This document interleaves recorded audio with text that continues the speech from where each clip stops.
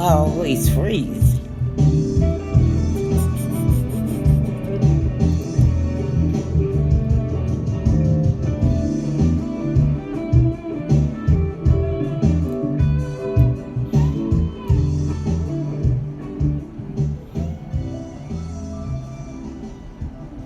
Hey, Roman. Hey. How are you? I'm fine. How are you? Good. You know, I don't know why I had this problem yesterday. I kept freezing up for some reason. But then when I watched the show, I wasn't frozen. So, I don't know why this is happening. I guess I have to get in touch with Screen Mode. But good Sunday evening. Oh, wow. It's really acting crazy now.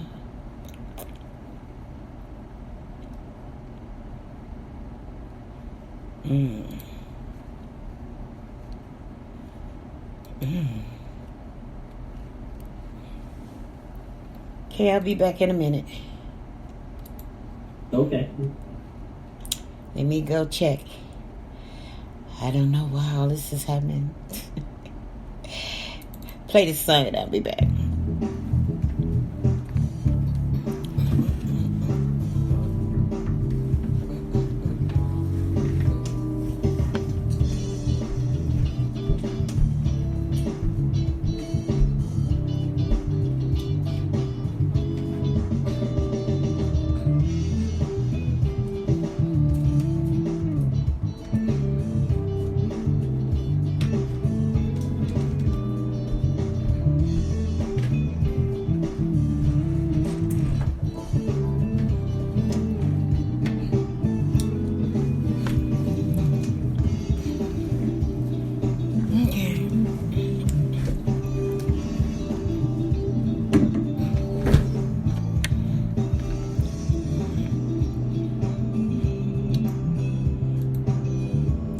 Okay, we'll try it again. Still doing it. I don't know why. Maybe it's the equipment. But good Sunday evening, everybody. And welcome to Rhythm Flow Radio live stream on Facebook, YouTube, and Spreaker. And today is a special day because it is the last day of Black History Month. It's the last day today. It's the 28th. And I have a subject that we're going to discuss. There are two topics. And my name is Katie Lowe, and I'm the host of Rhythm Flow Radio live stream. And before I introduce my guest, I want to make sure that everybody share the broadcast. Number one, I want you to go to the Rhythm Flow. I'm asking you to please go to the Rhythm Flow Radio community and like that page. Go to the Friends Who Like Rhythm Flow Radio group and join that group. Help us grow a network while networking. Okay, and to my guests, would you please introduce yourself? Well, I'm Roman Morrow. I'm the host of the Tribe at 5 on intellectualradio.com/iHeartRadio station at 5 p.m. Central Standard Time. And it's every Monday, right? Huh? I was saying that's every Monday, right? Every Monday. All right. Okay. So, Roman, how has your weekend been? Probably the same. Probably the same as last weekend? Or better? Yeah. I mean, sometimes Well, you get a chance. Well, I can say this. I went outside for a very, very long time, got a chance to walk because it was a nice day. Thursday's supposed to be 60 degrees. So yeah. And you get a chance to, go to the store, get a cup of coffee or something like that, and just see everybody hanging out for once. So. Yeah. That change of weather, even though we're still in COVID, the change of weather can make a big difference in attitude and the way you feel about the situation, even though, as they say, we are still locked down. Yeah, because I recall a mugger basically said, "Can I please have your wallet?" instead of "Give me your wallet." Say what? No, I'm just joking. Okay. I would hate to see that happen. Well, anyway, I want to just get out into the meat of this because we only have an hour. And what I want to talk about, parents' roles in raising their children and a child's role. Because even though you are the parent and you're raising a child, the child still has a role to play too. And in Chicago, there is a serious issue with young people right now. And one of the issues that I want to talk about is the carjacking. And the reason I want to talk about this issue is because there were a time when they carjacked cars and they always got the most expensive cars. They didn't just take any car. They wouldn't steal. Like, this is 2000 and this is 2021. So they would not dare take a 2010. It wouldn't be... They couldn't make any money off of it. Because back then when they were taking the cars, they were taking them to chop shops. And they would cut those cars up and sell those parts and make money off of them. But right now with the carjacking, they don't care whether that car is a new car or an old car. They don't care whether you're 16 or 116. When they want to take it, they're going to take it. Okay? And they may take it with a gun. They may use a weapon. So my thing is, not only is it carjacking, a lot of other crime that's involving our youth. And I say our youth because the statement says it takes a village to raise a child. I would like to ask you, should parents be held responsible for their children's criminal behavior? I mean, should they be held responsible for their behavior, period? Who is responsible for that? The answer to your question, at a certain age, yes. If they're 16 or possibly 17 years and under, somebody is influenced. And the mind is very easily influenced. So something happened along the lines, because if you look into the laws, Katie, they always say, well, their mind is not fully developed until a certain age, or they emulating something, or they seen something is popular that's going on, and they think if they did it once, like I said on this show before, it starts very simple and very easy. Still in a bag of potato chips, still in some Gatorade or something like that, water or some candy. And then it graduates as you go on and on and on. So sometimes a parent needs to be forced to be a parent. We have soft core parenting out here. So the answer is, yeah, they should be responsible at a certain age until they turn 17 or 18, and where they're very heavily criminally liable. So it's hard because number one, we shouldn't be in a society that we have to draw up laws and legislation to force a parent to be a parent to a child that's doing wrong, and they know their child is doing wrong. So that's my answer to that, because the answer is, yeah, they should be held responsible for their actions. So, what type of should they be held in family court, or if it's a criminal action, should they be held in criminal court? I mean, just to say that they're responsible, should there be some restitution? I mean, yeah, when they go out and do these criminal acts. Well, if they carjack Katie, I mean, I said it on this show before, and I'll reiterate it again. If the child, they're ranging in the age of 10 to 25, and probably a little bit up. But as the age after 25, the percentage goes down. So that age range enough from 11 to 25 are the crucial pinpoint of that age. Now, I would say from all the way up to what?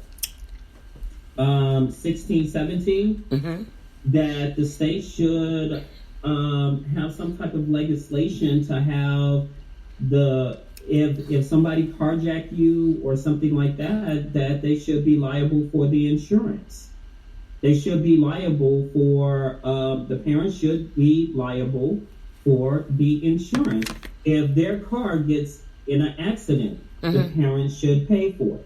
If their car is just left in a road and they get like several or 8 tickets or being towed, the parents should pay for that. Not the owner of the car, because they got carjacked.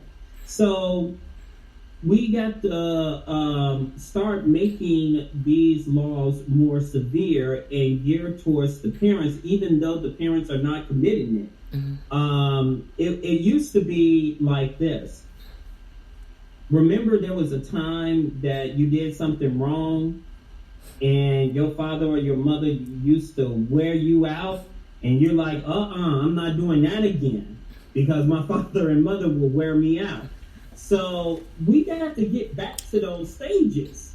And unfortunately, we're cuddling them. Now, I've read in a newspaper that the carjacking in Morrow's Park, right by the Aldi's and Family Dollar at that mini mall over there on Roosevelt.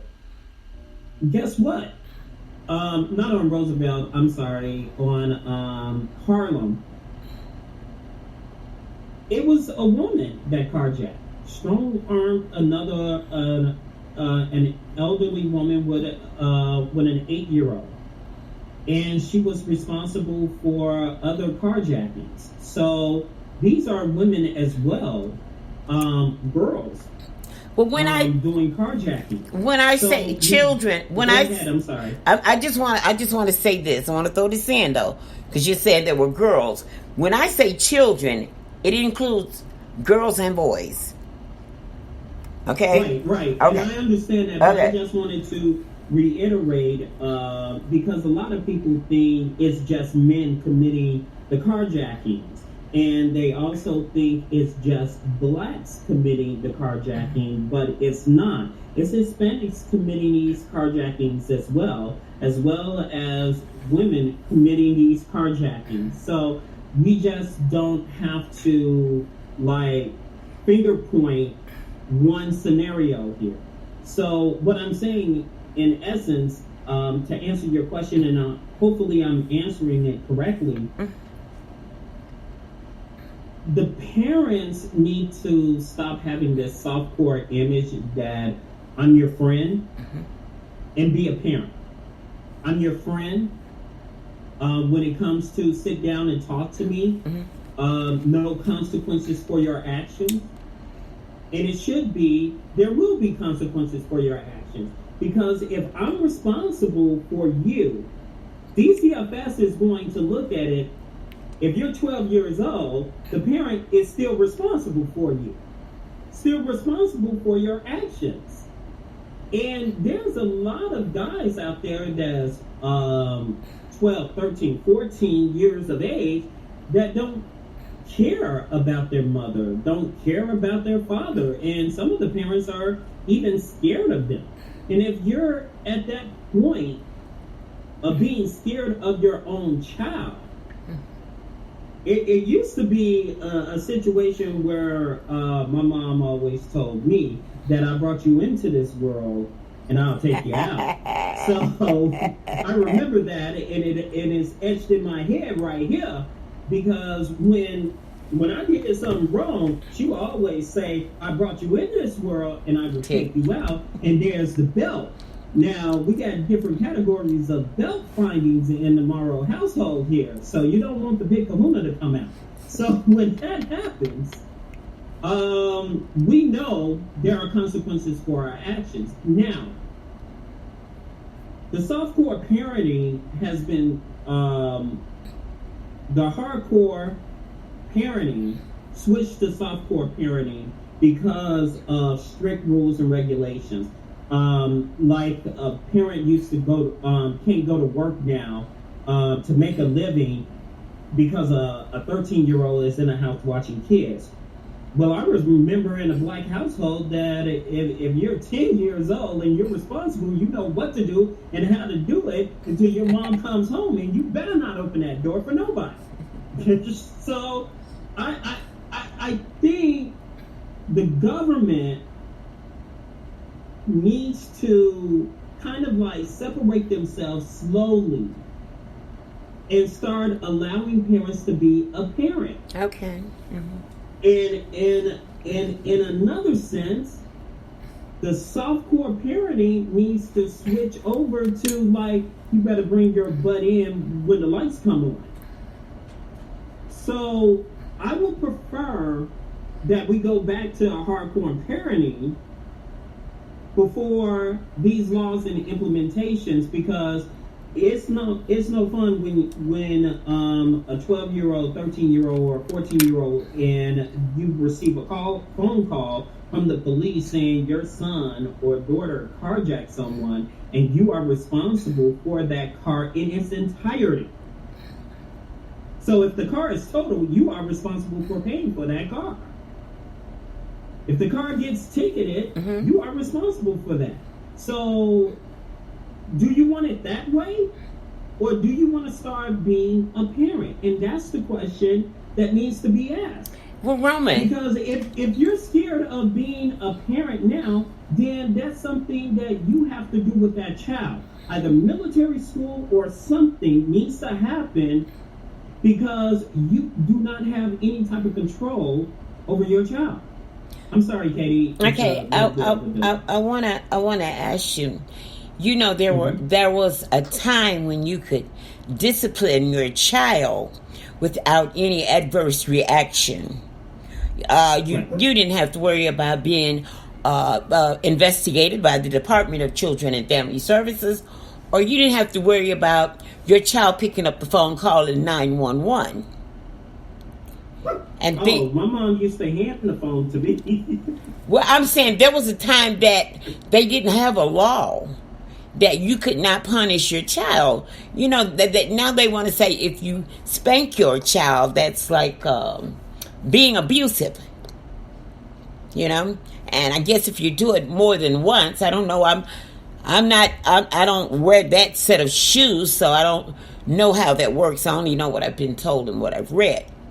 But that if you discipline your child, and other than I guess like timeouts and stuff like that, but if you discipline your child like my parents disciplined, okay, that would be you would be breaking the law, and you could go to jail and possibly removal of your child from the home. Now children know that if you use, I guess, if you use some type of corporal punishment, that's what I call it, they know that they can pick up the phone and call 911 and call the police. Okay? So my thing, like, we often read about some of the carjackings and some of the other crime, which could be felonies, would be classified as a felony if these kids were older. But because a lot of them are under the age, are between the ages, say, of 10 and 17, basically they're charged like with a misdemeanor. And they're taking... Well, now they switched it, Katie, to vehicular hijacking. So they are charging them with vehicular hijacking. So now they're charging them with a felony? No. Say that one more time, I'm sorry. I say, so does that mean that they're being charged with a felony? Or is it still just a misdemeanor? I don't know the degree of vehicular carjacking is. I believe it is. Don't quote me on that because this is fairly recent. Okay. So they are charging them so they can stay in jail instead of being released in a couple of hours. Okay. For the carjacking.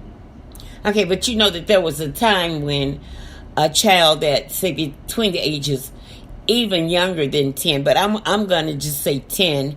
We're going to use 10 as the bottom number and 17 as the top number, because I think now when they turn 17, they can be charged with an adult crime and go to probably 26 in California to a juvenile jail, instead of to the audio home. And I guess where most times when they're taken to the audio home, they make that phone call, and a lot of them are released back to their parents. And when they're released back to their parents, 3 or 4 days later, sometime a couple hours later, they've done the same thing over again. So if the parents are being, if the parents are being held accountable for the child's criminal behavior, and they keep doing this over and over again, and the parents say, I just can't do anything with them, where do we go from there?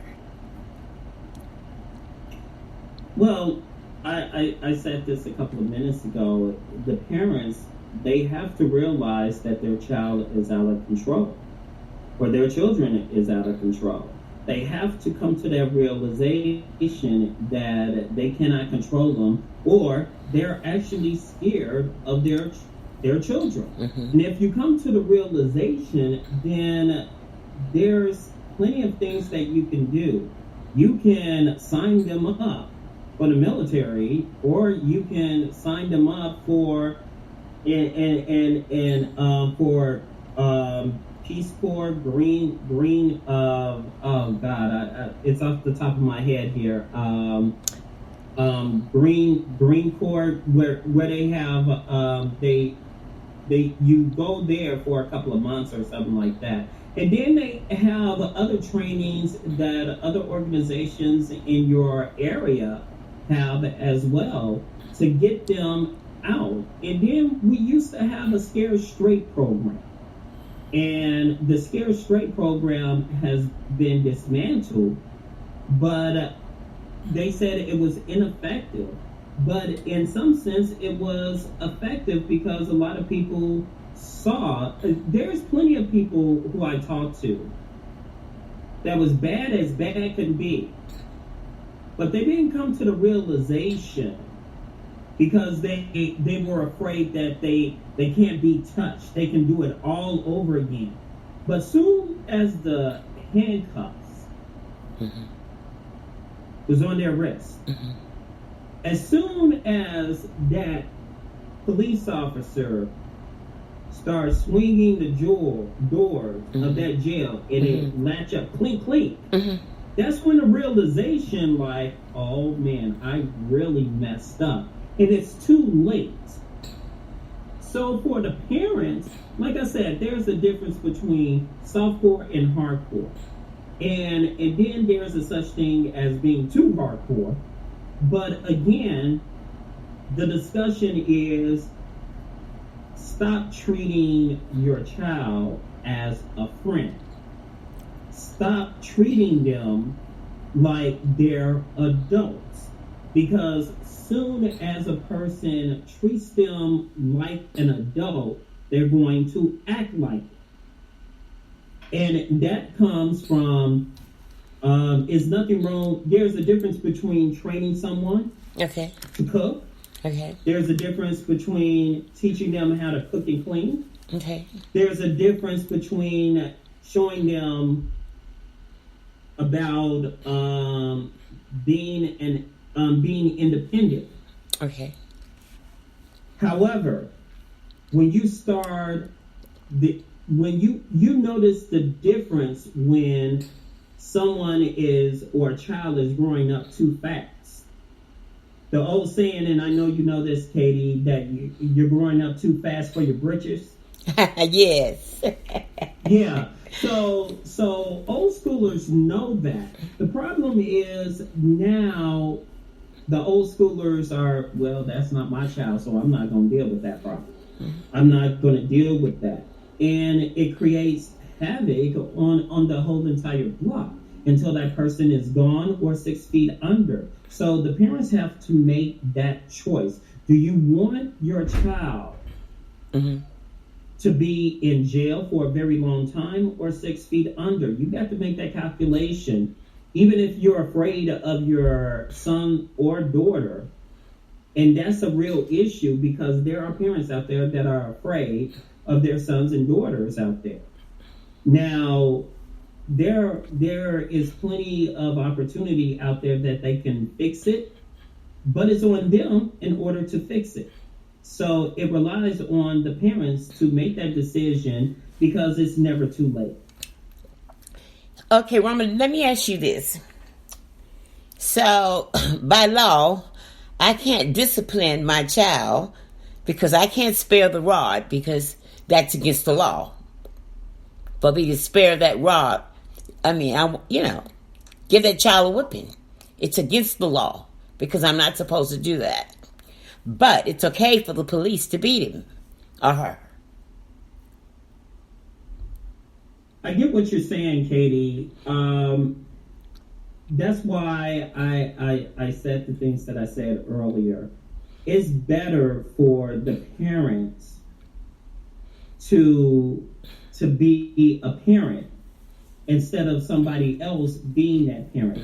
Because if a police officer makes that determination, like now, we're going off, and I'm going to sidetrack a little bit and bring it home, Katie. So I'm just getting you. Okay. The sidetrack is, 9 times out of 10, majority of these kids listen to hip-hop music.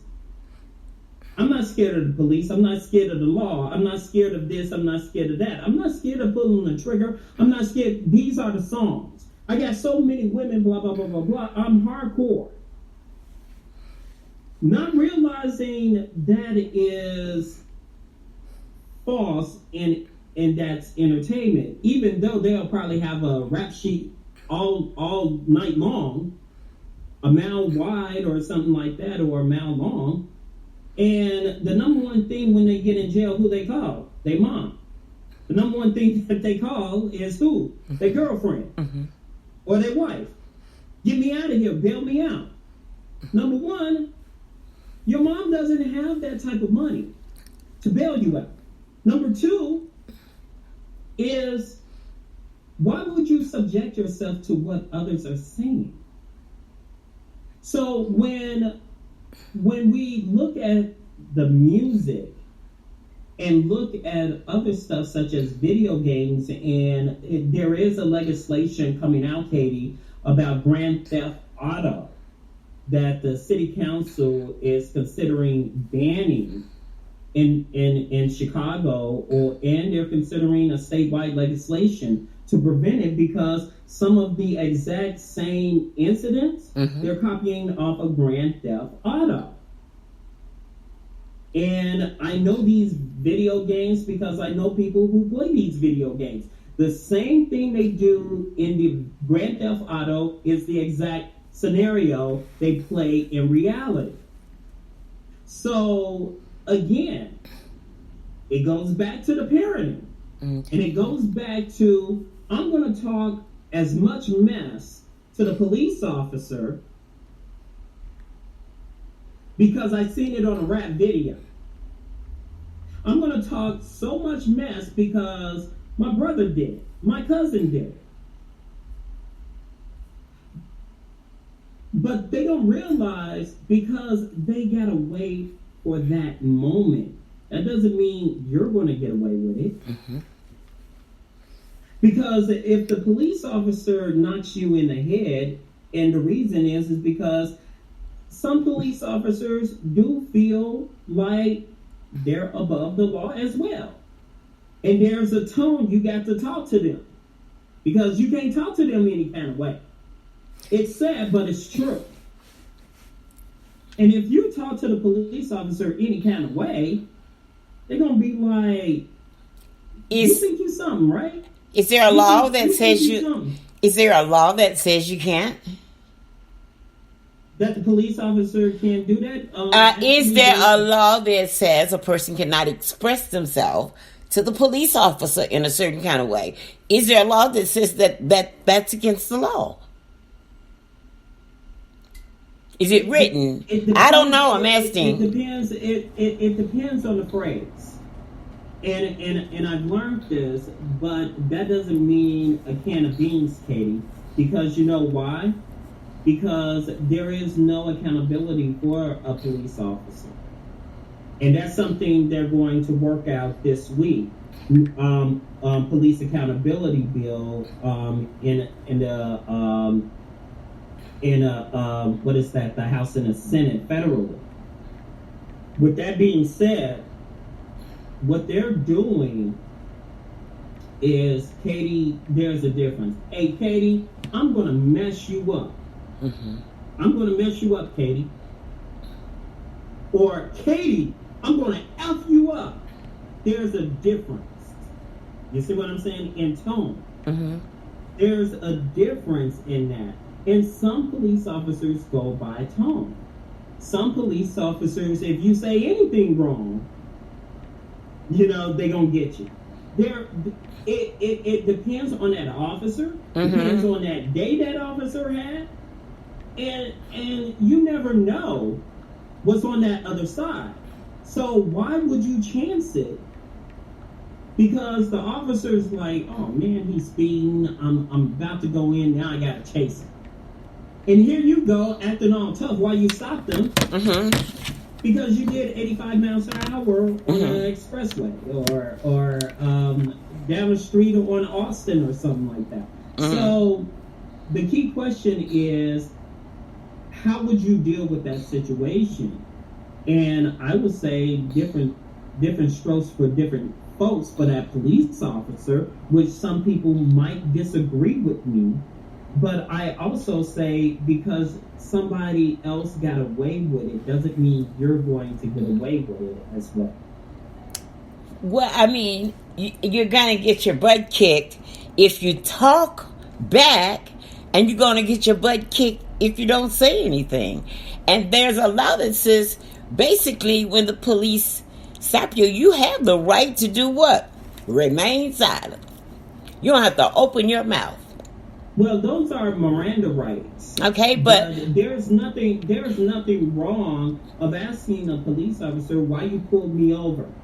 Another thing to ask while I'm pulled over, you're telling me to get out the car for what reason? I'm providing you with my license. I provided you with my registration. What is suspect in my car that you need to see? Now I want to see a supervisor. Now, some police officers said, because I told you to. That's not a sufficient answer. Now, remember we had this conversation, and I know I brought this up on my show. It's called the consent decree. Right. The consent decree holds police accountable. And guess what? Chicago failed at the test of providing the deadlines of getting these recommendations in the books to become law. 73 or close to 75%, they missed the deadline. So that means that you got 27 actual they actually met? And what are those 27 which they have failed to say they have met? It's called pity pat. I'm going to charge the police officer with pity pat crimes. If you look at the scenario of what's going on in reality, remember we always had this saying, Katie, that there's two justice systems out there. Of course there is. Yeah, there's two justice systems out there. There's one for whites, there's one for blacks. And those two justice systems it doesn't add up. So with that being said, you have to look at what happened in the state capitol. What was that? 3 black people were seen at the Capitol. One was inside the House in the Senate. I know. While everybody else was enjoying freedom, this guy is still in there because he thought he was among his friends. I know. I couldn't believe that. I could not believe that. Really, I couldn't. And he's in jail because, again, two justice systems. Mm-hmm. Now, the guy with the horns, right? Right. He said he's a vegan. He only eats organic food. You know what the justice system did to him? They supplied him with a vegan diet. Exactly. I sure did. Yep. And I'm like, why would you do that? So if you're saying that the carjackings mm-hmm. and the rule of law and all of that, it complies of what's going on now. If you're sitting there saying, and I just want to remind people, you got to be careful what you ask for. And I'm going to say this, and Katie, I want you to remember the time, the date that I'm saying this, because you're going to say, I heard it here first. Okay? What is it, Roman? Okay. Remember the drug epidemic, right? Okay, the drug epidemic. The heroin, the opioid. No. You was right. The heroin. Opioid, heroin, yes, same. Right. Mm. So people was dying left and right, and again, this affected our community. Mm-hmm. We didn't provide treatment centers and stuff like that. No, we did not. So when somebody was on drugs, we arrested them and we thrown the book at them. When somebody was selling drugs, we have thrown the book at them to even life in prison, and we also executed some of them as well. Now, when I say be careful what you wish for, mm-hmm. is with the carjacking legislation, something needs to be done. And we're talking about mass incarceration. So instead of thinking carefully what should be done, we should be like, is this going to have a lasting effect like the drug epidemic? Okay. So they're still in cars right now, right? Okay. That's going to phase out. And people still going to get in jail, right? Right. They're going to get in jail. We're giving police excuses now to stop people at a whim.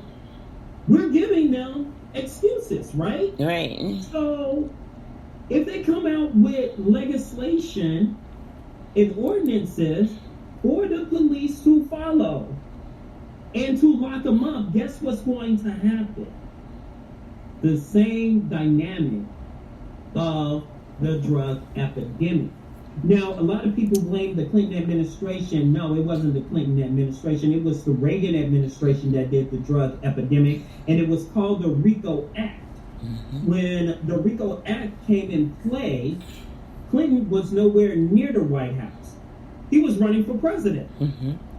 George Bush, when the Rodney King, people blame the incident on Clinton. That wasn't Bill Clinton. That was George Bush. when people, like I said, get your facts straight before you go on social media. Get your facts straight, and be careful what you wish for, what you want legislators to do.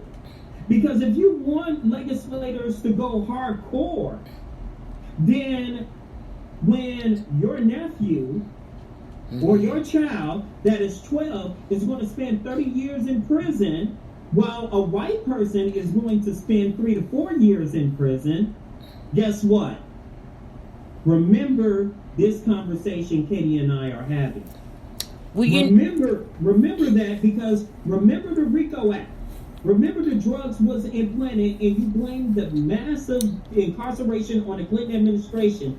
That did not happen under the Clinton administration. That happened under the Reagan administration, and you had a severe increase in blacks during the 80s. That all started. That all started. I remember this story and reading it over and over again and hearing people talk about it. And the more they talked about it, I guess I kind of got nosy. And then this guy became a celebrity. His name is Freeway Ricky Ross. Yes. Now, when the drug epidemic got started, it got started with crack cocaine. Okay? And it had to do with the sale of arms, weapons. And the man's name was Emmanuel Noriega. Correct. Iran-Contra affair. That's when our neighborhoods, our communities got flooded with those drugs. Started out in South Central California, and then it just went all over the place. And at that time, they were on crack cocaine.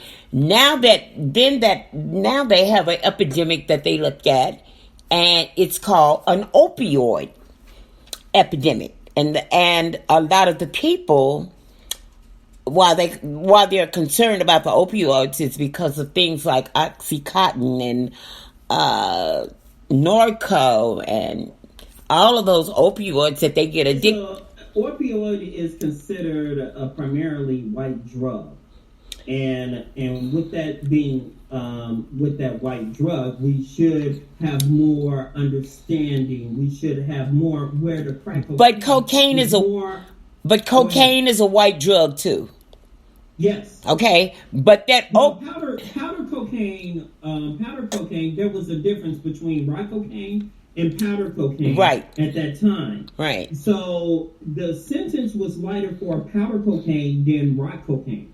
Right. And that right. was the disparities between at that time, because rock cocaine that could land you some years, buddy, as powder cocaine was a slap on the wrist, was primarily used by whites. Now, with the opioid epidemic where we're doing now, they're not really incarcerating them. They're not really they're not doing it now because it took a different face. See, that opioid crisis, right, heroin crisis used to be people of color. It used to be a black face or people of color, Hispanics, Mexican, Puerto Ricans. It was not white. So what happened was, I can't think of the family's name, but they sued them for manufacturing, I believe it was Oxycontin and a bunch of the other, I'm trying to look it up before it's time for us to go. But they sued them for manufacturing this drug and putting it off as though it was good for pain. But they didn't talk about how people would get addicted to it. So the heroin crisis that was in the black communities and communities of color became a problem in the more affluent communities. So addiction to heroin or opioids became not only just an addiction, they turned it into an epidemic. And once they turned it into an epidemic, there became all kind of funding that opened up for this program. But long as this was just a problem with people of color, there was no funding for it. But once it changed faces, and once it changed incomes, because it was no longer poor people, it was